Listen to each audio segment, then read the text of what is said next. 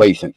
இந்த திரைப்படம் மனத்தி கணேசன் அப்படிங்கிற கபடி பிளேயரோட வாழ்க்கையை மையமா வைத்து எடுக்கப்பட்ட திரைப்படம். படத்தோட தொடக்கத்திலேயே கதாநாயகன் ஏசியன் கேம்ஸ்ல பாகிஸ்தானோட நடக்க போற கபடி போட்டியில இந்தியா டீம்ல இருக்கிற காட்சி வந்துருச்சு.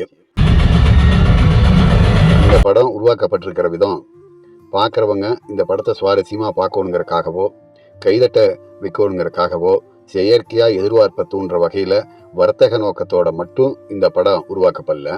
ஏன்னா இந்த படம் பார்க்குற யாரும் அதிகமா கைதட்டல, ஒவ்வொன்று கத்துல. ஹீரோக்கு ஒவ்வொரு பிரச்சனை வரையிலையும் இவர் என்ன ஆக போறாரோ அப்படிங்கிற பயம் யாருக்கும் இல்லை. ஏன்னா அவர் நல்லா இருக்கிறாரு, இந்தியா டீம்ல விளையாட போறாரு, அந்த குடும்பமும் நல்லா இருக்குது.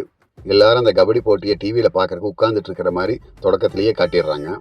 அதுக்கப்புறம் ஃப்ளாஷ்பேக்கில் தான் வந்துட்டு இந்த இடத்துக்கு கதாநாயகன் வர்றதுக்கு என்னென்ன கஷ்டம்லாம் பட்டாரு அப்படிங்கிறத காட்டுறாங்க. இந்த படம் பார்க்குறவங்க கொண்டாடுறதுக்காகவும் கைதட்டுறதுக்காகவும் சுவாரஸ்யத்துக்காகவும் எடுக்கப்பட்ட படம் இல்லை. சாதிங்கிறது எவ்வளவு மோசமானது அப்படிங்கிறத உணர வைக்கிறதுக்காக எடுக்கப்பட்ட படம்.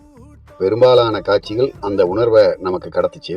திரையரங்கிலிருந்து வெளியே வரும்பொழுது திரைப்படம் பார்த்த உணர்வு இல்லை, ஒரு நாவலை உட்கார்ந்து முழுசா படித்த ஒரு அழுத்தமான உணர்வு தான் மனசில் இருந்துச்சு.